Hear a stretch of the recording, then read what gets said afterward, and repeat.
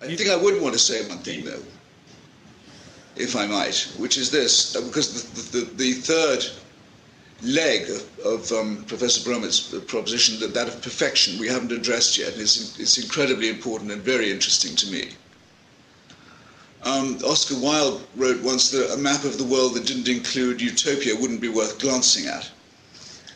I used to think that was a wonderful statement, and I'm now very unsure of it. Indeed, I think it may be seductive, and certainly the idea of just doing without the idea of utopia when constructing your map makes you feel you've lost something, possibly something rather beautiful. Nonetheless, maybe a seduction into something very deadly. The idea of teleology, of the possibility of a radiant and almost ultimate future, is a very hard one to drop. I spent a lot of my life as a member of a Marxist organization. I learned a lot from that. A lot of it was well worth knowing.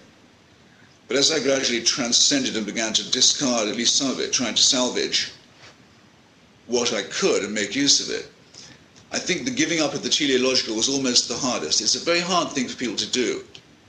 To say perhaps we're not going to arrive at a point where I would know enough to tell you with real authority what you should do. In other words, that I would become the subject rather than the object of that sentence about the sure and the certain.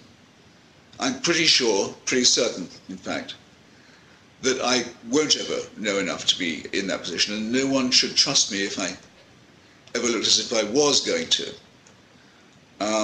The beauty and the interest, the consuming beauty and interest of the struggle to master science and philosophy and physics and the extraordinary new and wonderful discoveries that we're making.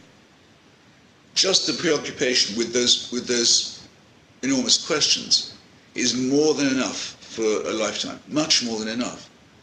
And it's, I think, a shame that for many people it takes almost a lifetime to find that out.